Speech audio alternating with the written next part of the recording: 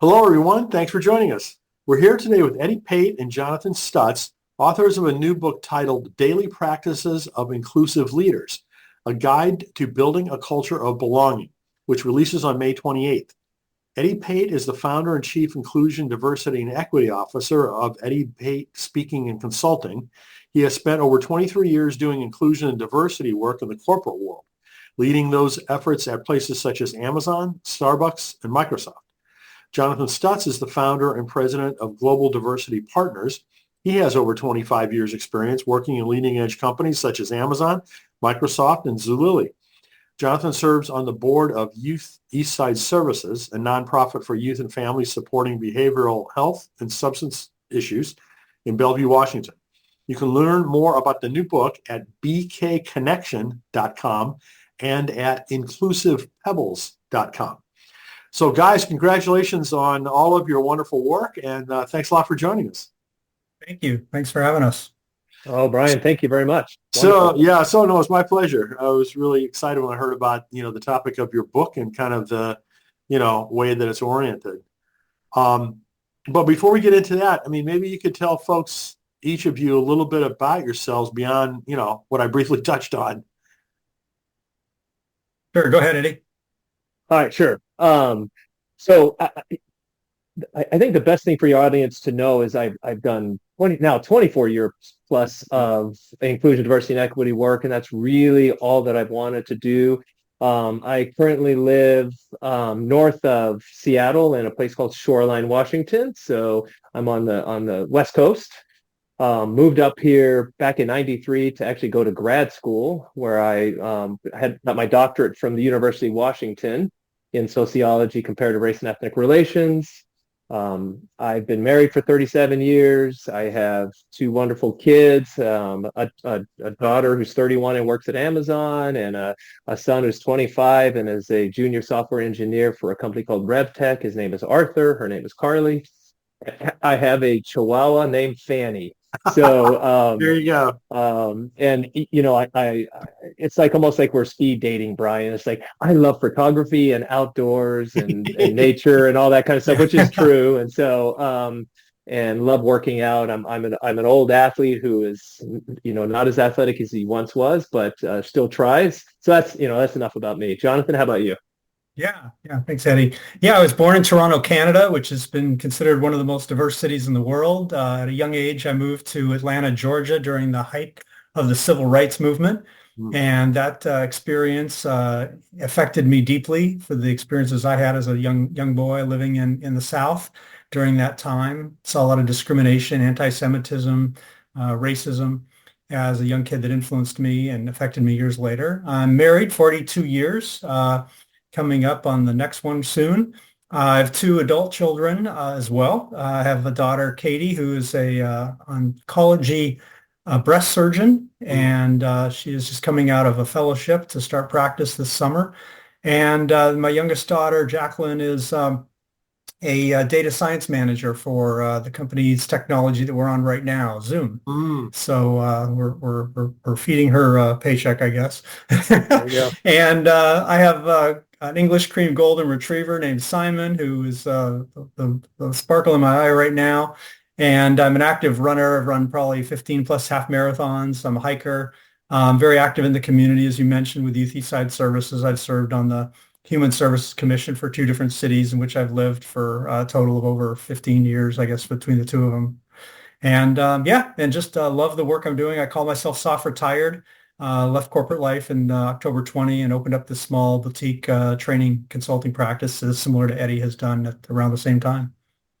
I need to use that term. That's a really good way to describe, I think, when soft retired. Yeah. Well, that term goes to the credit of George Campbell, a guy we used to work with who gave me that term, and I told him I was going to use it, and I've given it to other folks as well. It's a great term. Well, you guys have both got wonderful backgrounds, and it sounds like wonderful families. And Jonathan, you have to thank your Zoom daughter for me because, that's basically what got me through the pandemic was, be able to use that tool that works so well, so better than other previous, webinar and video conferencing desktop tools that I'd used in the past. So I'm very thankful for that. You and Oh, about no. 50 million billion people Isn't that across the the planet who truth? I use mean, Zoom. Yeah, isn't it no doubt. amazing when something catches on and becomes that Yep. pervasive? Yeah, it So, certainly is. so let's dive into the book. As I mentioned, the title is "Daily Practices of Inclusive Leaders: A Guide to Building a Culture of Belonging." So, can you tell us how that book came about? Sure. Sure. I'm happy to share the story and Eddie jump in at any time, of course. Well, so, I had an idea and I think Eddie had too. We love to write and we both, for a long time had ambitions of being an author, writing our own book. For me, it came out of the specific content came out of a master's thesis that I had written in 2013, which focused on the idea that leadership, it was an organizational leadership master's, and it came out of the idea that leadership is about having courage, having heart, having wisdom, and having a vision for creating a culture of belonging or, having a shared goal among the team. And then Eddie and I talked extensively, during our time together, working together. We'll talk more about that later at Amazon about when we retired, about writing and potentially writing a book on inclusive leadership and tying a model that he designed over many years with marrying it with the master's thesis idea that I had had. And we reached out to a friend of ours who's also a Barrett Kohler author, Bill Price, and a close friend of mine. I've been running together for over 20 years. And so he's a personal friend, and he's written 3 books on customer service. His first one was called "The Best Service is No Service," and which is a great customer service title. And we asked him he'd written a book with a co-author, and we asked him, like, do you recommend writing a book with somebody else? Because we know that's like a marriage, as I mentioned, it can be tough. And he says, yeah, we were all told not to do it. It's horrible. It's very difficult on a relationship. Don't do it. But he did it anyway, and he did it 3 times. And yeah, I mean, it's been a emotional, personal experience. It's like putting a wedding together where you have each family has their idea of what the wedding should look like, right? And so, but we did it, and then Bill introduced. He liked the idea of our book, and he introduced us to Neil Mallet at Barrett Kohler, and we pitched the book to him. And it's not easy. I mean, it took 4 months and a 27-page proposal to get a contract because we went back and forth multiple times and to get it honed down to, there's a lot of books on ID&E. We call it inclusion, diversity, and equity. We can talk about why we do that later. And then, what are we going to do that's different? And so they really wanted to know what was special about our approach. And so that's what it took to get down to. And then here we are. Last April, we signed a contract, got it written, and basically between then and August for the manuscript. And here we are today, about 6 weeks out from the book hitting the streets. Mm. Yeah, and what I would add too, and that compressed time frame was to make sure that the book launches before the election cycle takes over everything. So, within that process, we had an even more compressed time frame to get this book written. And you have what's interesting, Brian, is you have 2 distinct voices that needed to be merged into one voice that we would be able to get our ideas across, and we're very fortunate in some of the support that we've gotten, through BK Publishing and particularly a woman named Danielle Goodman who helped us as an editor, an organizer of text, and merging of voices. So because of the support that we've gotten from a whole bunch of people, we are able to manage that compressed time frame. I think get out a book that hopefully will be well received and be meaningful and have an impact. Well, most of the authors that I deal with, write single author books, but Right. I've interviewed several pairs, that have co-written a book, and I've gotten the impression that they've all gone really well. So if you get good people together that are willing to work together, I think just like any other partnership, it can happen quite well. Yeah, no, and I agree. And I think part of what the advantage and Jonathan joked and alluded to the emotional piece of writing a book together. But I think the advantage that we had is that we have worked together over the last now it's like 5 years ago, and we worked for several years together at Amazon, and we were on the same page in terms of how we thought about the topic, the importance of it, the meaning of it, both of our roles in it, right? Because we come from very distinct, Jonathan's a white, Jewish male, and I'm, self-identified, black, biracial, but identifies black, African American male, and just I think the beauty of understanding where each of us comes from and understanding the work that we had to deliver at Amazon together, I think was really a big part of why the book landed where it landed, if that makes sense. Very cool. Very cool. So there's been quite a bit of ebb and flow over the last few years relative to support for diversity, equity, inclusion, and within corporate environments as part of that. Can you describe kind of where things stand now? Sure, I'll jump in, then Jonathan jump in too as well, please. It's really interesting, and Brian, as we've talked about in our prep call, I mean, I loved your questions, and this is one of the questions that really stood out for me because it's so meaningful and important now to have this dialogue about where ID&E is as a function, as a philosophy, as a perspective in this country, probably globally. And I would say the best way to think about where ID&E is right now is it's under attack. And it is under attack from, I believe, my perspective, from people who are very far right in their perspectives and thinking that this is something that only benefits Black people and women at the extent of it, right? And not really looking at the notion behind inclusion, diversity, and equity is for everyone to benefit. And in fact, if we do ID&E work right, it's not a zero-sum game. It is, the pie gets larger for everyone, and we are more effective and innovative and creative.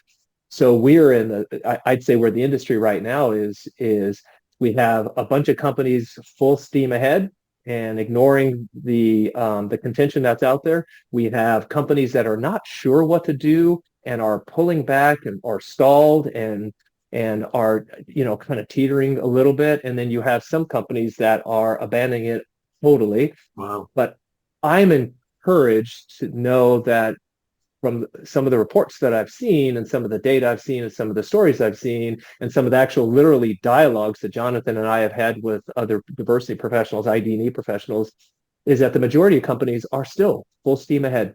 And they're trying to figure out how best to address the attacks that are coming and how to make sure that they keep leadership and those who control budgets and resources and directions of companies stay the course, because it is a valuable one. So, I mean, that's kind of the big picture answer of where we are now.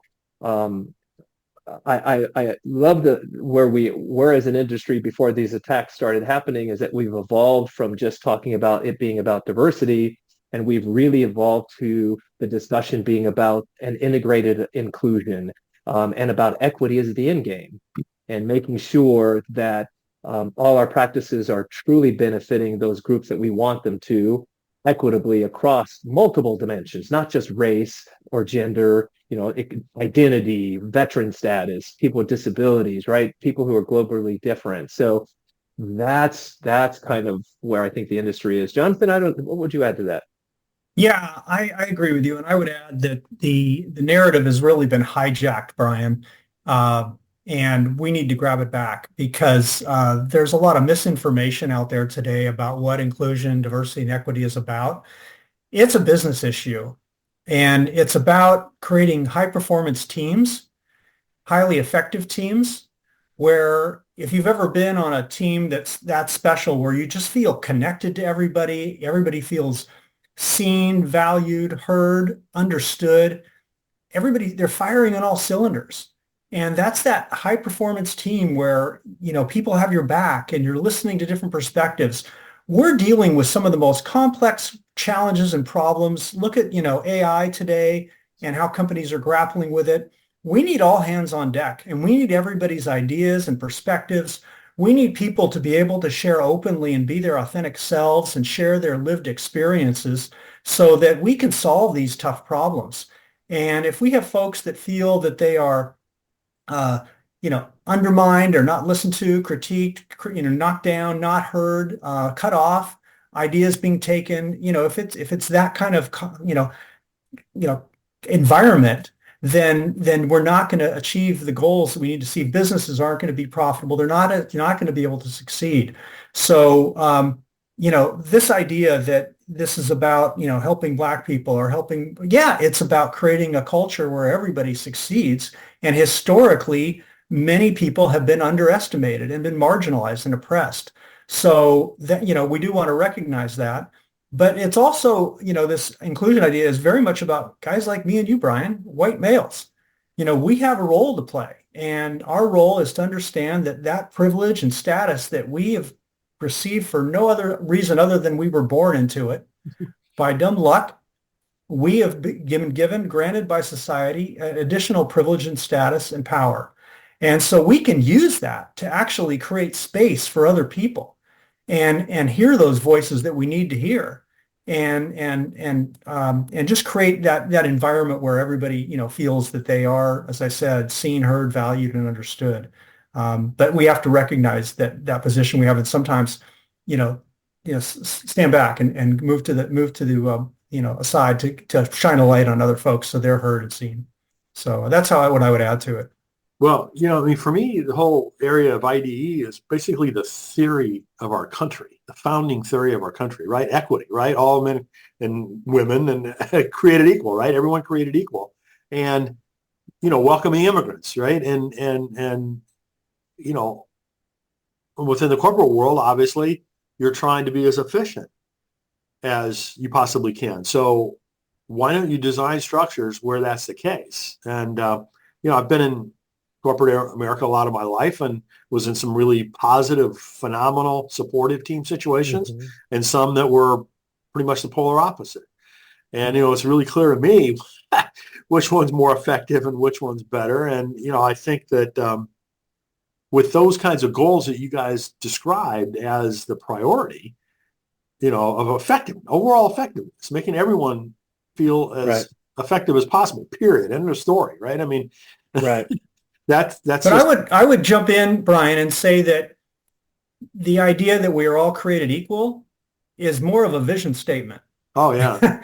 Yeah. It's an aspire to, because in reality, we are not all created equal. It is we all haven't ended up in environments that are equal either. That's right. As you said earlier, everything about the, ideals of our country are aspirational. No question. Yeah. Yeah. But I think what I think Jonathan's getting at too is it's at least the way I interpret it, it's not that we weren't necessarily, all born equal, however you want to put it, but we have different pressures that we face because of who we are and where we live and how we look and all those different things that play a legitimate variable and factor in how successful we can be. So in order to actually live up to the ideals of everyone being, treated equally and given equal opportunity to be successful, we've got to come to the realization that there are dynamics in society and there are dynamics that we don't call upon ourselves that do influence whether you can be successful. You have access to different things. That's what we need to get people to understand, is to actually acknowledge their privilege, not just point at people's disadvantage. So people don't want to admit their advantage, but they will talk about the disadvantage that people have. And actually, honestly, Brian, makes me laugh where you'll have lots of men who will honestly, we've got to do something about the disadvantages women face. But the minute you say to them, but we should also address the advantage you have as being male or being white and male in place, and it's like, whoa, no, like privilege, I got mine. I'm here because I earned it, right? So so there's, I think to Jonathan's point, there's a lot of work that we have to do to make people just acknowledge the reality of where we live, for us to actually get to that ideal state and that position that we want to get to in society where everyone's contributing. And because of this, we are more innovative and creative in what we do, how we work, how we live, what we create, right? And that's the point of ID&E, to my point. Very cool. Very cool. So next question is straight out of, I'm sure, your book proposal, where the publishers wanted to know who the target audience is. So who is this book most intended for? Jonathan, go ahead. Sure. So if you think about it, in this idea that I'm coming back to this idea of talking about creating high performance teams and creating an environment where everybody feels they belong, it's a culture of belonging. This is for leaders. This is, first and foremost for business leaders, the people that are people managers, they're leading people and teams and organizations. Certainly that's a primary audience for us. This is as much a business and a leadership book as it is a book about inclusion, diversity, and equity. The second piece of it is diversity professionals. Diversity professionals, people who are actually in the trenches, operationally, rubber meets the road, doing the work that we've been doing for 25 years. This is to help them. Eddie and I wanted to have a legacy and take all the knowledge and experience that we've been fortunate enough to have and all the leaders and mentors that have helped us. And frankly, the work that we've done is by standing on the shoulders of the people who've done the work before us. We've been very privileged to learn from them and benefit from their good work before us. So it is for those diversity professionals to hand back to them what, to pay it forward basically for what we've learned, so to make their jobs so maybe hopefully a little bit easier.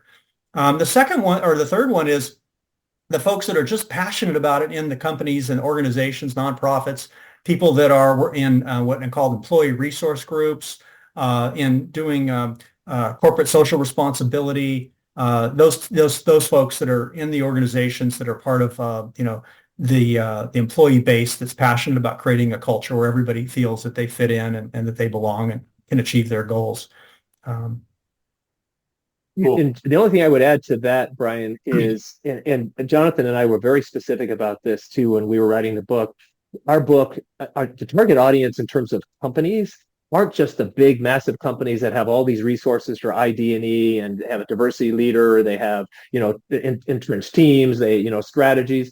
It is for them for sure, right? And I think our book sets it up to where they could really leverage the daily practices that we do and effectively merge them into their structured processes and policies for how they do the work beautifully.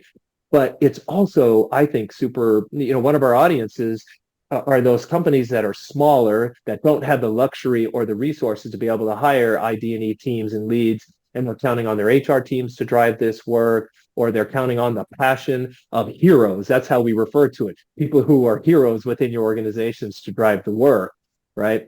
It gives them tools and daily practices they could use to drive things too. So there are certain audiences that Jonathan and I identified beautifully, but it's also structurally, it's good for big companies, small companies, nonprofit organizations, whatnot, who just have people who want to know how they can make a difference on a daily basis in a way that's not overwhelming or taxing. Good.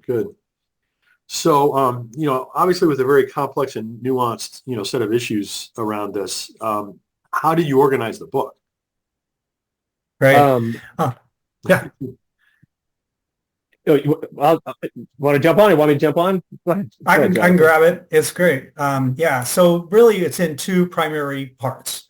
The first part is really these foundational elements of inclusive leadership. So we start off with, why leaders are key to the daily practices of inclusion. And so we give people kind of like the why piece right up front, so you're, really understand why this is applicable to you. And then we go into the idea of, as I mentioned earlier, wisdom, courage, and heart. And this idea that on a daily basis, you can be practicing wisdom, which is tied to this 2IL model, the 7 insights of inclusive leadership that I mentioned earlier, that has been developed over many years and used effectively.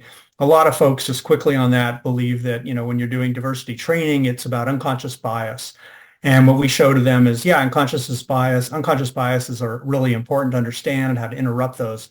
But there's also 6 other elements that we bring in that we think are really important, such as cultural competency, stereotypes, micro advantages, micro inequities, being a tempered radical, and a few more. And then we talk about courage. Maya Angelou talked about, of all the virtues, the most important is courage. And so the courage to act is really key as a leader, to create a speak up culture. And we talk about what that means. And then the other one is having heart, having empathy and compassion for folks. being vulnerable as a leader, that when you become vulnerable as a leader and share the challenges that you face, people are drawn closer to you, and you're demonstrating empathy for them, helps them feel safe psychologically to be able to be their authentic self. So that's a critical one too. And then, as Eddie said, this book is as much for small businesses as it is large, as much for nonprofits as for profit. So we talk about a chapter called Structure and Accountability, where we say these are some of the, and you'll hear us talk later about the pebbles, and these are some of the bigger pebbles, more infrastructure pebbles to set up and being successful in this space. And that kind of takes care of part one. And then part two of the book is actually the meat of the book, the core of the book, which is the daily practices. And we've arranged them, and we call it a guide, because it is literally a book that you can have on your desktop, that you can have, dog-eared and have Post-it notes in it, because it follows the employee life cycle. So it goes through from, recruiting and hiring to developing talent, to how to retain the talent, how to keep people engaged, and then just everyday inclusion, things you can do every day. We talk about micro opportunities. And this is just simple things like walking down the hall and you look at somebody in the eye, and if you're even on the phone, you can nod your head and make eye contact, right? Or you can wave, just something to make people feel seen, that you're acknowledging them as a leader. So that's like a micro opportunity, right? And then we talk about this, and Eddie mentioned this earlier, that the importance of human resources. And because of the scaling of this work across, and oftentimes ID&E departments are under-resourced and underfunded in many ways, not just in budget, but in headcount, to be able to leverage human resources as a partner in leveraging them as a function in this work and helping them understand how they can help through their work, help us scale it across organizations. And then a huge chapter that I think is really going to be super valuable for folks is we've been doing this work, and I call it change management work at a bigger, 30,000 foot level. And I've been doing it in not just in the diversity space, but in operations work for Microsoft and Zulily, for example. So we talk about overcoming hurdles on your inclusive leadership journey. And these are really the tough challenges, the adversity you're going to face. And then we get into how to overcome them. So we leverage our experience to help people understand, like, not only are you going to face this, be ready for it, but here's how you can deal with it. Here's how you can overcome it. And so we think that's going to be a tool that's super valuable for folks. And then we close out the book with, challenge accepted. Here are some of the kind of critical pillars of this work that you want to take away from the book and remember and utilize as these principles that you can kind of keep on your corkboard and remember on a daily basis as well. And that kind of wraps up the book. Eddie, anything else you want to add that I missed? No, I think that describes it beautifully, and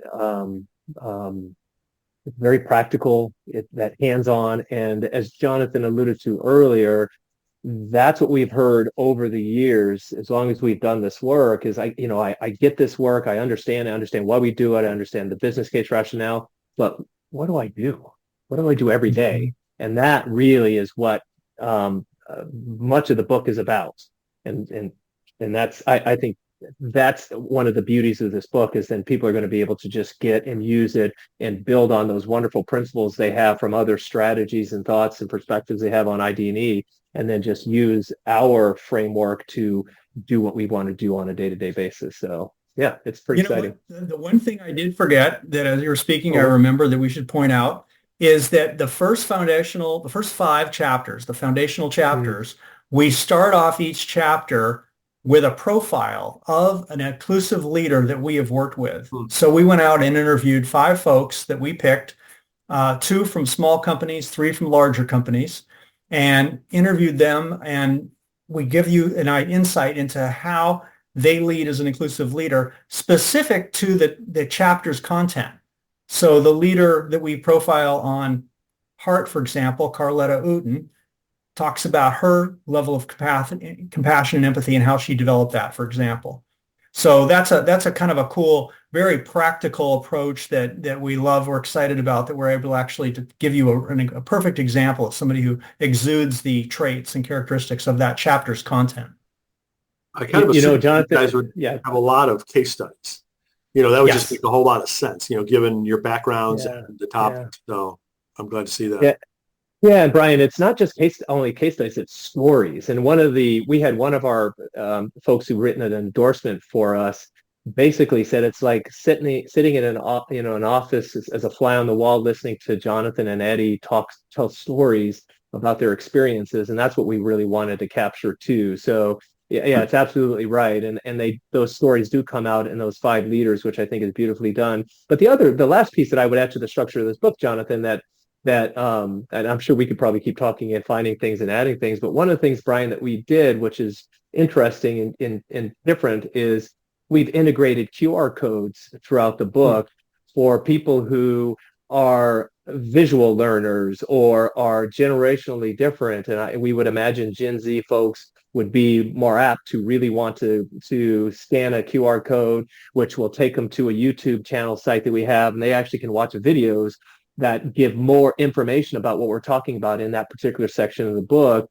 And it also is a real cool way to update resources as we go, and they automatically get updated, and we don't have to change the book. It changes the content that we have on our Inclusive Pebbles website. So I think we were trying to be really pretty smart about how the book was structured and the audiences that we were speaking to. And we had a young person who gave us that idea. You should use QR codes because here's what you'll do. And we're just like, Jonathan and I are two boomers. And so that wasn't what we were thinking of that. It's a great idea. I mean, in ebooks, the links, if it's spelled out, can be a hyperlink, right? But in a print book, you can't have that. Right. So, but you can have a QR code. You just created your own active hyperlink, basically, which is awesome. Yeah, it's very cool. So I'm going to go off on a little bit of a tangent here. One of the you've used a lot of great words, in the work that you've talked about, courage and wisdom and empathy and things like that. As I've matured and experienced, one of the concepts that I found to be increasingly important is trust.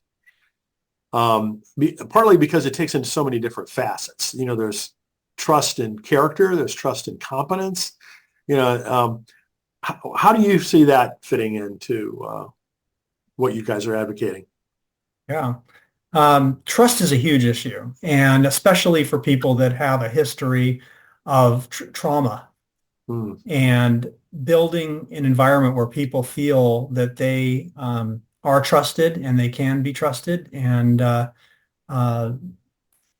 they're given opportunity to take risk and be wrong without being criticized. The times that I've performed best is where I was allowed to make mistakes and trial and error. They call it in tech, they call it fast failure. Yeah. To learn from those mistakes.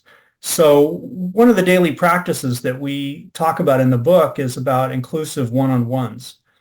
And at the heart of the inclusive one-on-one is that relationship between the manager and the employee, or even employee to employee, and how they can build that trust by getting to know each other at a deeper level and spending the time to understand somebody's lived experience and to not necessarily talk, but to listen and to be curious and inquisitive, to hear who they are and what they're about. And it could be other skills and experiences they've had at work, but it also can be things going on in their personal life. It doesn't have to be always about work. So I think that one-on-one that is overlooked as its opportunity for leaders to leverage to build connection and to build belonging is so important. And so we one of the things that we arm wrestled a little bit about was how much we were going to spend in the book talking about these inclusive one-on-ones. And I'm very passionate about it, and because I felt like we needed to spend more time talking about the tips and so we found a nice compromise as we do, and it's in there, and people should read it. And some of them are obvious, but some of the language you put but sometimes we need a little nudge to get back to the fundamentals. So that's my take on the trust piece. That it's absolutely critical, Brian. You hit the nail on the head. Yeah, and I think what I would say with the trust piece, I think quite honestly, Brian, what we're trying to do with the entire book is create cultures of belonging. And I think core to cultures of belonging is a very strong measure of trust.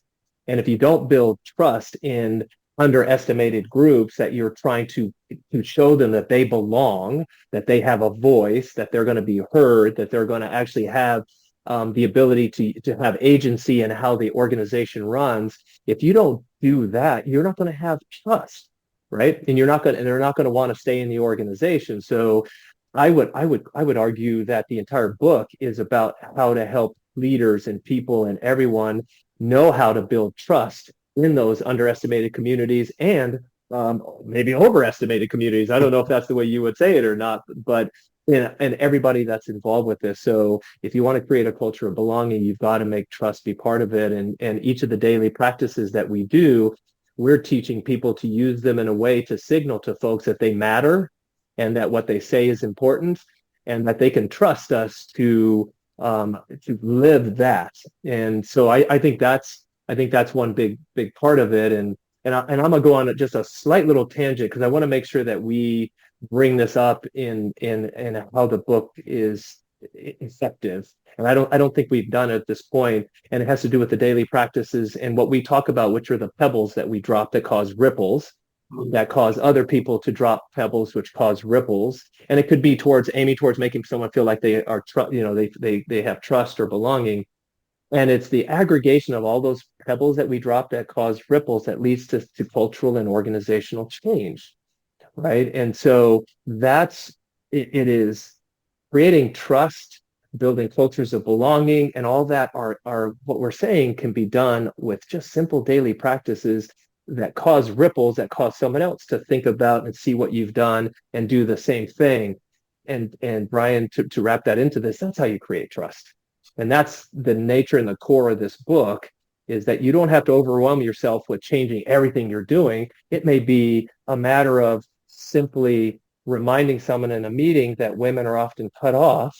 And actually, why don't we wait and hear what she has to say, because it's valuable and important. Then we'll get right back to you and do it in a way that doesn't cause defensiveness, but makes it a learning moment for everyone. And then someone in the next meeting may do the same thing. And simply because you modeled it with a pebble that you drop, cause that ripple, cause someone else in another meeting to do that. And so you are building belongingness, you're building trust, you're building, the fact that, environments where people want to stay. So I think that's what else I would add to it. But I love your answers to that question. That's great. So good question. I'd like to get to another aspect that I guess you're asked about all the time. And this endorsement kind of points to it. This is from Dr. Deborah Meyerson, author of Tempered Radicals and professor at Stanford University. She says, Pate and Stutz provide compelling and useful daily practices that help leaders drive the impact so many find frustratingly elusive. They provide a roadmap for driving impact that starts small and grows into a remarkable force for change. So, can you talk a little bit about how companies can measure the impact of the steps that you're suggesting that they take? Yeah, and that's look, great question. I'll jump on this, and Jonathan, please weigh in to it for us as well. I think because our book is aligned across the life cycle of employees, and we are very purposefully teaching people how to use bigger pebbles and structures and accountabilities, but then also pebbles across how we hire, how we set up interview loops, how we create engagement opportunities so that people feel like that they belong in this organization. So every one of those aspects of the life cycle of the employee that we're teaching people to drop pebbles for are all measurable things, right? So, the same types of measures that people are using for, how engaged are employees. And as long as you're doing those engagement surveys disaggregated so you can see how do women feel relative to men, how do Black women feel relative to Asian women, to white women, to Indigenous women, to Hispanic and Latino women. See what I mean? So you disaggregate the data, you are going to be able to see what kind of impact that you're having on how engaged someone feels based off of your normal assessment survey, right? So I think it's designed to be able to integrate into how you would normally use those processes for assessing someone's engagement, or looking at another example would be we talk in the book about creating candidate slating as a process, and we which is making sure that you have at least two underestimated groups per each interview, because research shows if you have two Black people or women or indigenous people or people with disabilities or veterans on an interview loop, they're not seen as a token, and that their chances of being hired and given access to the process is much higher. So that pebble right there is when you do your throughput data and you look at the data that you are measuring as a recruiting organization, you'll see an uptick in the number of underestimated groups that are hired in roles, helping you close the gaps that you might have. So if you see, so at every stop of the life cycle of an employee, the things that we talk about are going to impact how successful you can be in those processes, and that's really what we look at in what we've experienced as well. The companies just have to be willing to disaggregate data and look at how the impact of what we're talking about is impacting people differently, not just all men or all women, but how do you disaggregate it out to see it? And I think is the important piece, right? Yeah. Yeah. Data's key. And we marry that with this idea of qualitative data as well. So you've got quantitative data, which is your demographic data intersected by all the different types of data you're collecting as an employee from employees, but also, roundtable discussions that you can have with groups, communities, employees to understand the experience they're having, executive interviews to understand how they're experiencing, or interviews with if you have a diversity team, interviews with HR, discussions, and culture surveys too. So you're tapping in and can get a baseline and then understand how the culture is changing over time by hearing from employees. And then even that data from the culture surveys is dissected by all the different data you're collecting, whether it's race, gender, ethnicity, veteran status, disability, all that. So you can see how different people are experiencing the organization. And from there, you can develop gap plans, kind of like where you are today and then where you want to be. What's your aspired to, results, outcomes, and that becomes your plan, really. And so you can measure this over time and see how you're getting better or getting worse. Yeah, and the one thing I'll jump in really quickly, Brian, and I don't want to run long on this question, but I think one of the things that we have to point out as well is with both quantitative and qualitative data, sometimes it's going to be difficult to get to a one-to-one correlation. You're going to have to rely on a relationship because you can't always wring out all the different variables that lead to whether you've closed a gap on a particular issue. And so companies and organizations also have to be okay with that. You have to be okay that you won't always have a one-to-one correlation, that if you do this, this is going to be the outcome. But if you know you're getting better, there's a relationship that you have to be okay with, that you're having an impact on that. Sometimes you can't come down to some statistical and data that points right exactly to it, but darn well if you do this, you're seeing this result. You may not be able to measure it in a way that satisfies, as we joke, quant heads or people who are, want to make sure you have 0.05, statistical significance, and how we're doing it. And sometimes you have to use common sense, and that's okay. And so I think organizations have to be open to that. Some of the things that we suggest, like, we suggest, for an example, using ID&E nudges. So having leaders just on occasion sending out a nudge to organizations, to their organization or people in organizations to, value diversity, or here's an example of where diversity's been really good, or I'd love to see everyone come to the talk on, ethnocentrism and privilege, right? Like, we're not measuring those nudges, but you know what? People may take it seriously and go to those and learn and then start dropping pebbles because of it. You don't measure those downstream things, but they're having an effect, because at the end, you're going to see some positive outcomes on it that you might not be able to correlate to what you did over here, but it has a relationship to it. Does that make sense? Yeah, it's like, we all have to learn to live in the gray. And some people are more comfortable with that than others, been my Right. experience. Oh, yes. We've worked with some high technical companies, and what does it, if you can't measure it, it's not good. We've heard that quite a bit. So what would you most want people to take away from the book? Good question. I think for me, it's that people often think that it's two or three big things they need to go do in order to affect change. And the message that we have in this book is that it's the little things. And that's what we call them, the small pebbles that you drop that create these ripples. And by modeling the behavior, other people see you doing the good work, the right work, and then they're dropping pebbles. They go into the next meeting and they drop a pebble. And then the next person sees it and drops a pebble. And these pebbles create ripples, and the ripples create waves. And this is what drives change over time.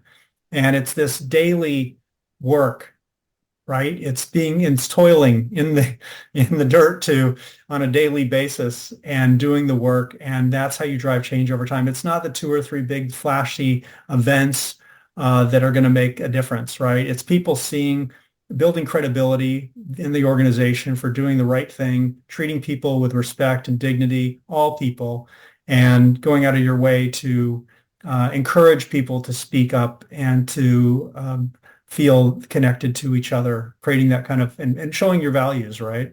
So I think that's the big takeaway from the book is it's the little things, and we're going to give them to you. Here they are. And it's the little things that can take you down too. It's the obstacles that might be some little things and how to overcome those as well. So it's all about the pebbles and dropping pebbles that create ripples that can create the impact. And the consistency of those pebbles too, right? That's right. That's absolutely right. Yeah, no, absolutely. And I agree 100% with Jonathan. And I think the other piece of that, what I would add, a couple of things that I would add is we also want people to walk away with the fact that it doesn't have to be overwhelming. And I think a lot of people don't do ID&E work or get started because they feel like it's going to take 30% of my time. It's going to take my team away from doing this or my focus away from this. It doesn't have to. In fact, if you're dropping a single pebble, once or twice a week, and you're encouraging others around you to do the same thing, and they're encouraging people, it becomes a math issue. It's just because it becomes exponentially, effective that we're all playing a part of it. So it doesn't have to be overwhelming. The last piece that I'll say to that question is, it helps everyone everywhere. So not just in the corporate space. We are talking empathy. We're talking vulnerability. We are talking having heart and an understanding for making sure that others have a voice, and here's how you do it. So it's not going to just help you in your day-to-day work life and you somehow come home and you check your daily practices at the door and you don't use them coming in. I think it makes people better humans. I think that's right. And I think it's super important for people to understand that the kinds of things we were talking about and the actual core underlying of ID&E is, yes, it's an effective amazing business tool, but truly, really, it is about making people better human beings who, if you look around us right now across the entire world, not just in the United States, we need a lot more of that. And I do honestly think people are going to walk away with some really strong understanding about the value of things as simple as being vulnerable and empathetic. That's awesome. That's awesome. So I'd like to shift gears a little bit and talk about one of the other projects that I lead called Find Your Next Calling. Both of you led careers kind of in corporate America and decided to go off on your own. And that's, a large part of what Find Your Next Calling is okay, what do I do next? I've been doing this, for X number of years. What am I really called to do in the future? So how did that happen for each of you?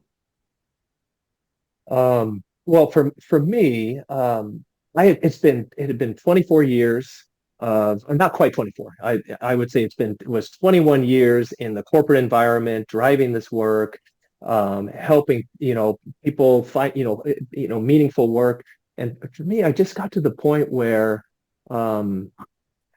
I felt a combination of needing to step away from the corporate environment and allow other voices to drive almost every one of my roles. I was in a leadership role. I was the one responsible for developing the teams, building the teams, driving the strategy. And you've got to understand when you need to allow different generational voices to come into play and do that. So that was honestly a variable in my thinking. The other part of it was I was just ready to step away from some of the daily grind of back-to-back meetings, all the craziness and all reality of corporate space. And Amazon is a bias for action company, as they say. And so it's fast-paced driving, that kind of stuff. So that was a variable in it for me as well. I love to travel and spend time with family, and I've always prioritized family. So that was another variable for me. So it wasn't just one thing that had me decide to move into doing this. But I also realized, Brian, that once I retired in 2020, in June of 2020, and came out, I wasn't ready for my voice to totally be gone. I felt like there was too many things going on with all the turmoil around Black Lives Matter and Ahmaud Arbery and Breonna Taylor and and George Floyd and I heard from many people who were saying, what are you doing? We need your voice in this corporate space. And so I really felt that I still needed to have a voice and have a say. And I still mentor a lot of people in the companies that I belong to, again, to provide that kind of guidance to younger folks who are doing this work. So that's why I've stayed tethered to the industry in my speaking and consulting career, and spending more time influencing senior leadership teams, trying to inspire groups, and writing a book, right? And doing those kinds of things. So I think those are enough of the motivations, but that was a lot of my thinking around how I shifted gears. Very cool. John, how about you? Yeah, a very similar story. There's Eddie's, and that's probably why we work, so well on this to getting this book out, right? Because we both had similar goals and ambitions. I had set a goal years ago to retire from corporate life at 60, and I was able to accomplish that goal. But once I finished, I thought, it was right around the time. I mean, I left in October of 20, and I stayed longer at Amazon because of the murder of George Floyd and the others, and many, many more people that had been killed, and there was a lot of trauma in corporate America, and especially in the teams I was supporting for global teams at Amazon. The leaders needed help. They didn't know what to do. They didn't know what to say. They needed my coaching and advice. The employees were reaching out, and so I stayed there at Amazon through that summer and into the early fall.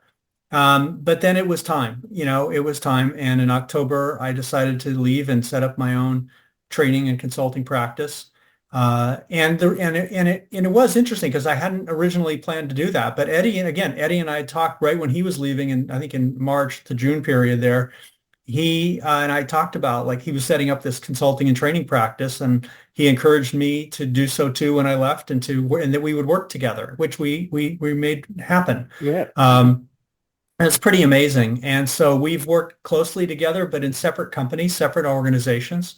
And neither of us wanted the headaches of having employees, and just wanted to keep it clean and simple and enjoy life. And so we're able to do both. I have this boutique company where I'm able to work with three companies, going deep with them.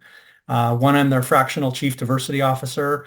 And another, I'm guiding them through their building their whole, inclusion, diversity, and equity plan. And so it's super exciting, a lot of fun, but it's a little like being a grandparent in a way, where I feel like I'm helping them, but I'm not into the corporate bureaucracy and as we say in Yiddish, Hazarai, all the surahs of the stuff that's not so fun in companies, that I'm able to not be a part of, but still support these organizations in the work that's so important that they want to do. And yeah, I've got 2 grown kids, hopefully grandchildren in the near future, and I love to hike and run and exercise like Eddie, and so it gives me the opportunity to do that and travel. So yeah, it's very. I feel like I'm very grateful and very blessed for the opportunities to do what I'm doing now. Well, having grandchildren myself, I can really understand that analogy and its application there. Yeah, no doubt. Absolutely. So let's talk about discernment. It's kind of like, given, all the experience that you guys have been through, have you reflected much on the process that you use to make important decisions, what paths to take, what choices to make? How do you go about that? John, go ahead. Sure. For me, it's interesting. I mentioned earlier at the top that I lived in the South, the deep South as a kid from ages 5 to 10. And you think, well, how could an experience you had at age 5 to 10 before I moved to Seattle when I was 10, Mercer Island, a suburb of Seattle, how could that affect your life path, right? And yet, here I was in 1993 or so, four, and a company that I was working for, a temporary help company. I was a salesman on the east side here of Seattle, and my customers were telling me that they were really struggling to diversify their workforce. And they were government contractors under affirmative action. One of them was Siemens, the one who really kicked off the idea. And they needed my help because a lot of the temp employees that they were bringing on, they were converting to full time. So I became their pipeline to their employees, staffing and leadership eventually. So they wanted my help. And so I reached out to community-based organizations to diversify the pool of candidates. And through this process and talking to my other customers, I found out that they had similar issues. And I realized there was a business issue that we needed to solve here. Again, the business of diversity. And so I put together a group with some of my customers called the East Side Diversity Task Force. And it brought together these East Side employers that were predominantly upper middle class white suburbs with Seattle's diverse population of communities, ethnicities.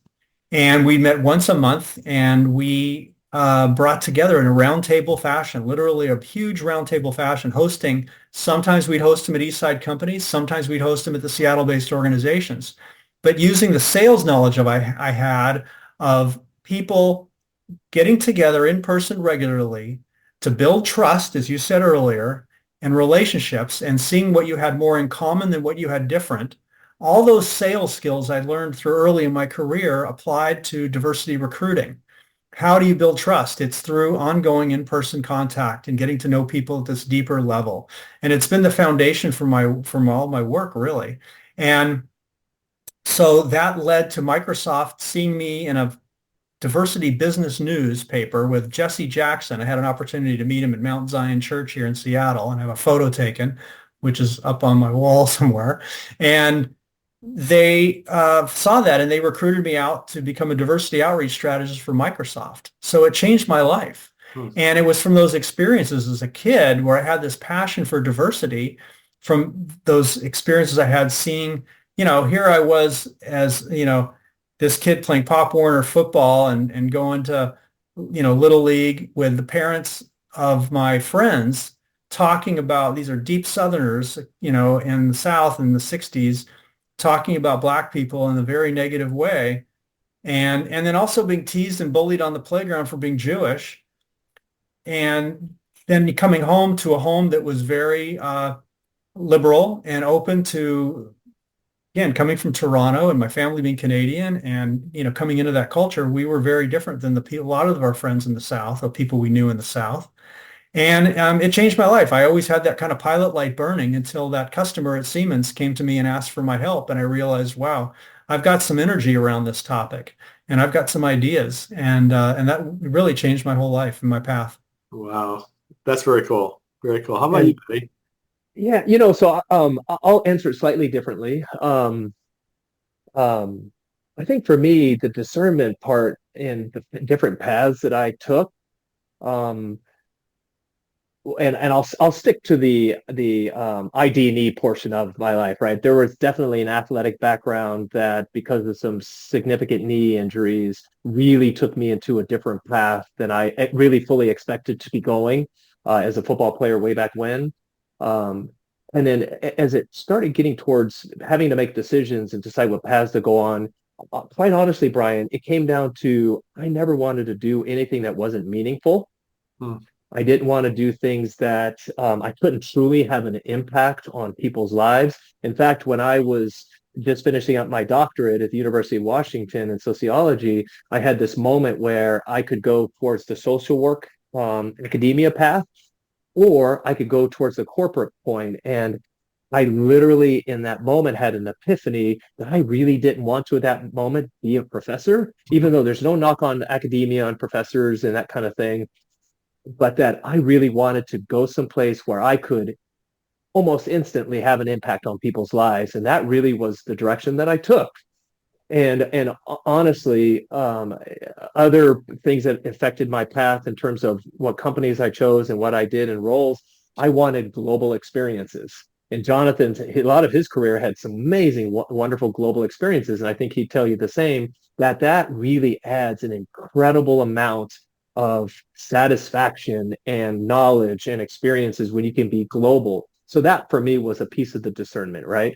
And then the final one that has guided every choice I think I've made, and I can truthfully and honestly say that my family was a priority, period, in the story. And I always put priority on my family. And then you have this notion as you start getting older, you want to be able to, in conjunction with your partner, support your family and help your family. So for me and Val, it's like, how do we both contribute so we can give our kids experiences on a global basis and the things that we think are important, and push them into, having vulnerability and heart and do those kinds of things. So for me, those were the discernment points, and there were the non-negotiable pieces for me. It had to be meaningful, had to be impactful, had to be global, and I had to make sure that my family was first, and that was always going to be the case. Period. So I think that's kind of how I would think about those inflection points and the directions you took. And I feel really pretty good that I stuck to those guiding principles for myself, and those values were important to me. And I've left a couple roles when there was a misalignment because of new leadership. And people will tell you, you don't leave companies, you leave bad managers. And if you don't feel like you can have the kind of impact that you need to have, and it's not meaningful because of some type of poor leadership, that becomes a path that you divert to, right? So totally agree. That's been my experience as well. Well, one of the things I liked about both of your examples, even though stories were quite different, in both cases, you had something that you saw that was a need that you were passionate about addressing, coupled with an ability to do something about it. Right. And when I, talk to people about finding your next calling, and I'm very, asking them to look for those two things. Is there a need out there somewhere that you're really passionate about serving? And it's something that you can do something about. Like trying to solve world hunger would be a little bit tough for any of us as individuals. But, there are a lot of things that maybe are surprisingly, in some cases, within our sphere of influence, right? That we can do something about. Right. So I'm glad to see that those elements came out in both of what you said. Right. I love that. And something that brings to mind just very quickly is there was a book by Gunnar Myrdal called An American Dilemma. And one of the things that you're talking about here is what drove you, and what definitely I know drove Jonathan, and definitely drove me, is that I'd wake up every day with a dilemma that things aren't how they should be.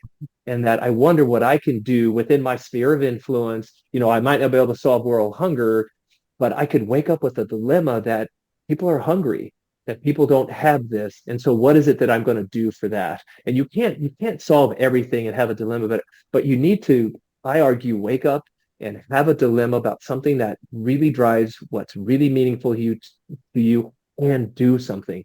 Rock that boat.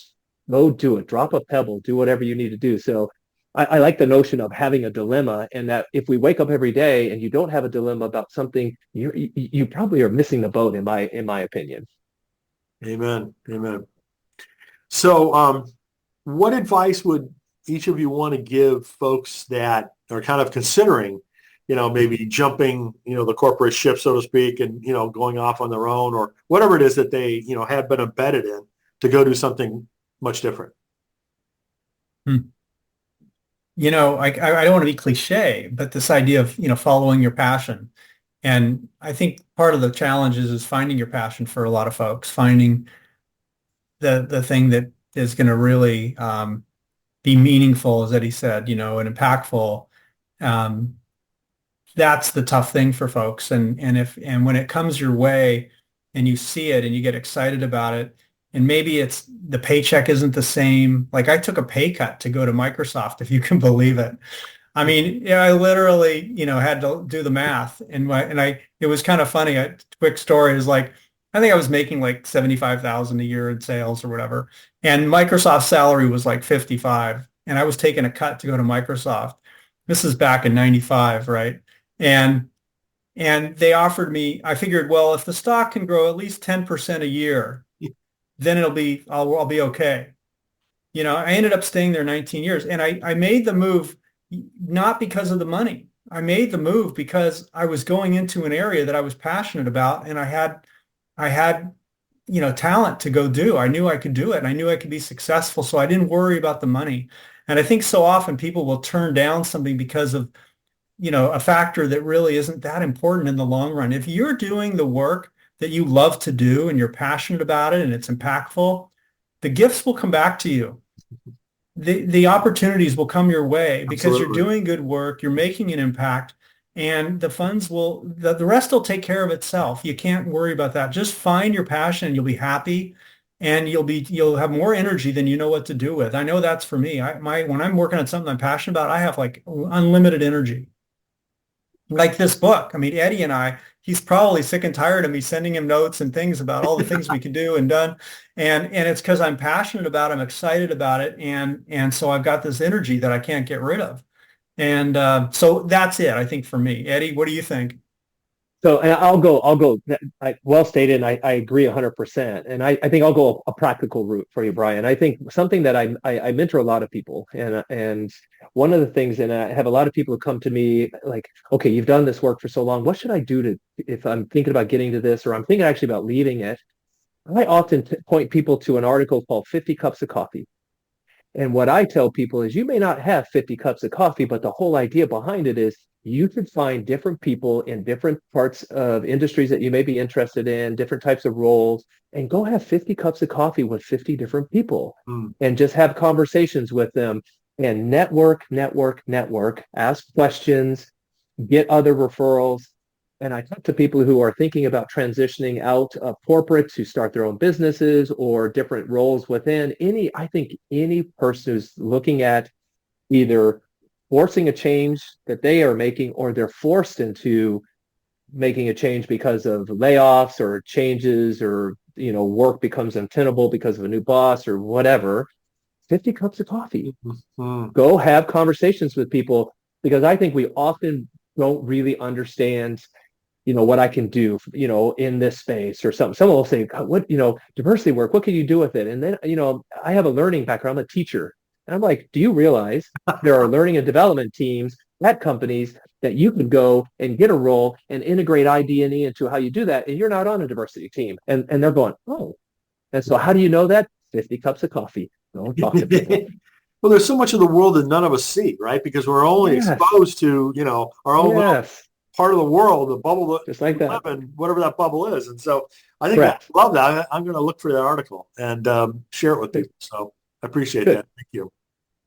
So guys, I really appreciate you spending time to do this. I love your perspective on things. I really think that your book is important and I really hope that it does well. Again, the title is Daily Practices of Inclusive Leaders, a guide to building a culture of belonging. And you can learn more about it at inclusivepebbles.com. So guys, thanks again very much and best wishes on all your work. Brian, thank you. Wonderful. Thank you.